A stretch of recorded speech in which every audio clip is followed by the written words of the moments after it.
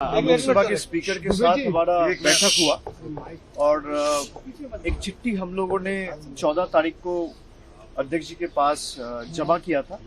उसके आधार पे मुझे 15 तारीख को बुलाया गया था, लेकिन 15 तारीख को मुझे कलकत्ता में एनफोर्समेंट डायरेक्टोरेट ने बुलाया था। पूरा दिन सुबह 11 बजे से लेकर रात को 11 बजे तक मुझे इंटरोगेट किया गया, 11-12 घंटा। मैं जब घर लौटा उसके बाद मेल चेक करके मुझे पता चला कि अध्यक्ष जी का सूचना आया उनसे मिलने के लिए 4 बजे। उस दिन तो मिल नहीं पाया, लेकिन मैं स्पीकर ऑफिस को कम्युनिकेट किया कि हम लोग जल्द से जल्द उनसे मिलना चाह रहे हैं। उसी के आधार पर 2 दिन पहले हमारे पास एक कम्युनिकेशन पहुंची और आज 5 बजे का समय दिया गया था। उसी टाइम पे मेरे साथ मैं यहाँ पे सौगतदा है, कल्याण बनर्जी है, महुआ मोइत्रो है, डेरेक ओब्रायन है। हम 4-5 लोग, डेरेक ओब्रायन राज्यसभा मेंबर है, वो पार्लियामेंट में थे, लेकिन हम 4 लोकसभा के मेंबर्स स्पीकर साहब से मिलने गए। और आज हमारे बैठक के पहले महुआ मोइत्रो आके पार्टी की तरफ से, मैं ये आपको दिखाना चाहता हूँ, आप लोगों ने पिछले 5-7 दिन का जो डेवलपमेंट है वो सब लोगों ने देखा है। तृणमूल कांग्रेस के 20 एमपीज आज से 3-4 दिन पहले स्पीकर साहब से मुलाकात किया है और उन्होंने अपने आपका एक सेपरेट ग्रुप फॉर्म करने का क्लेम किया है। 20 एमपीज का जो मैं मीडिया में देखा हूं या न्यूज पब्लिकेशंस में पढ़ा हूं, उसके हिसाब से 20 लोग जाके मिलके उनके पास ये दावा रखा है कि हमको अलग ग्रुप के हिसाब से ट्रीट किया जाएगा। फिर मिलने के 2-3 घंटा बाद हमें कहीं से पता चलता है कि उनमें से कई लोग, 2-4 एमपीज ये क्लेम किया है कि वो एक अलग पॉलिटिकल पार्टी ज्वाइन किया है, जिस पॉलिटिकल पार्टी का नाम है national citizens party of India, जिसके बारे में किसी को पता नहीं था। ना आप कभी सुने हैं, ना वो खुद कभी सुने हैं, ना मैं कभी सुना। हम में जितने लोग आज यहाँ पे मौजूद है, किसी को उस पार्टी के बारे में कुछ पता ही नहीं। और उन्होंने ये क्लेम किया कि हम उस पार्टी के साथ मर्ज हो गए। 4-5 सांसद, मैं जितना उनका बात सुना हूं, उसके हिसाब से हम संविधान के 10th शेड्यूल में जो प्रावधान है, मैं उसी प्रावधान के हिसाब से आज अध्यक्ष जी से मिलने आया था।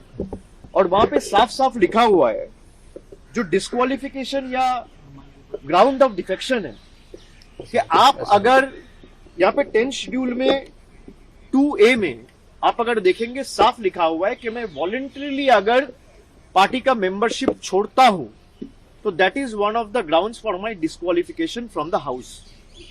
अगर आप किसी और पॉलिटिकल पार्टी में शामिल हुए हो, इसका मतलब आप तृणमूल का मेंबरशिप छोड़े हो। भाई एक साथ तो आप नौकरी करता है पत्रकार का, एक साथ 2 हाउस पे तो नौकरी नहीं कर सकते, कहीं एक जगह करना पड़ेगा। तो अगर मान लीजिए आप एक सिंबल में चुन के आए हैं और फिर 2 साल बाद अचानक आप दावा कर रहे हैं कि मैं इस पॉलिटिकल पार्टी ज्वाइन कर रहा हूं, तो उसी वक्त आपका लोकसभा का सदस्यता पद चला जाना चाहिए। यह पहला ग्राउंड है। दूसरा जो उनका क्लेम है कि हम तो मर्ज किए हैं, 2/3 है, उसके जो प्रावधान है 10th शेड्यूल, यहां पे 4th नंबर जो पॉइंट है, disqualification on ground of defection not to apply in case of merger.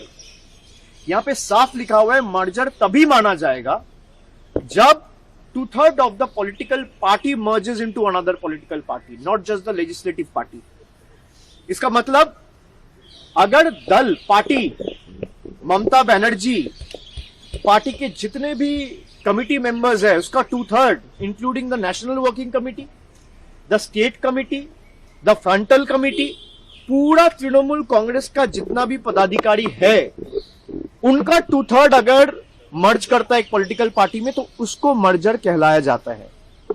अगर 2/3 एमपीज चला जाता है तो that will again lead for their disqualification. Based on that, I as a leader of Lok Sabha of Trinamool Congress, I have submitted 20 different disqualification petitions. मैं एक आपको दिखाता हूं। ऐसे 20 डिस्क्वालिफिकेशन पिटिशंस, मुझे नहीं लगता इंडिविजुअल डिस्क्वालिफिकेशन पिटिशंस पिछले कई साल में सदन में किसी ने फाइल किया है। कुछ कलेक्टिवली फाइल हुआ है। 20 सांसद के खिलाफ डिस्क्वालिफिकेशन पिटिशंस आज अध्यक्ष जी के पास हम लोग जमा दिया है कि अगर आप सदस्यता पद छोड़ के कहीं और जाते हो, जो आप में से कई लोग मीडिया में बोला है, और ये मर्जर इनवैलिड है, both are enough to disqualify you from your membership in the house. और हमारे पक्ष से हम चारों ये मांग रखे हैं कि ही इज द एडजुडिकेटर, इसका एडजुडिकेशन सारे प्रावधान के हिसाब से जल्द सुप्रीम कोर्ट का भी एक आदेश है जहां पे 3 महीने के अंदर कोई भी मामला या फैसला लेने के लिए स्पीकर को बोला गया है कि 3 महीने के अंदर या 4 महीने के अंदर वो करना पड़ेगा। तो हम लोग ने सारा केस लॉज के जितने भी हमारे पास सुप्रीम कोर्ट के जजमेंट्स थे वो कल्याणदा भी लेके आए थे, और मैं भी अलग से 6-7 जजमेंट उनके सामने उनका टेबल में आज प्लेस किया हूं। जितने भी 10th शेड्यूल लेके जजमेंट है सब इनके खिलाफ है।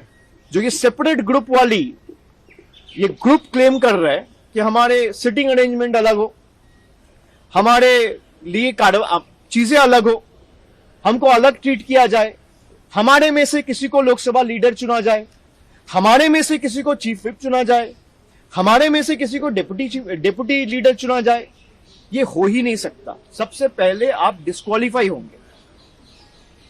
अगर इनमें थोड़ा भी इंटीग्रिटी है तो अपना पद छोड़ दे, पद छोड़ के लोकतांत्रिक तरीके से, भाई आपको तृणमूल से दिक्कत है, जो सांसद तृणमूल छोड़ के अभी एनसीपीआई में गया है वो तो यही कह रहा है कि हम पार्टी से खुश नहीं है।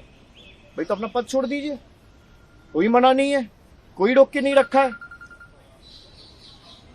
अगर आप सच्ची में पॉलिटिक्स में इंटीग्रिटी में विश्वास रखते हो, ऑनेस्टी में विश्वास रखते हो, तो कौन मना कर रहे हैं?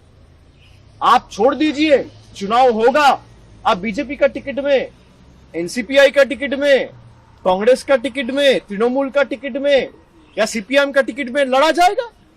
सब पार्टी के उम्मीदवार लड़ेंगे, जनता फैसला लेगा कौन जीतेगा कौन हारेगा। आप वैकेट कर दीजिए अपना सीट।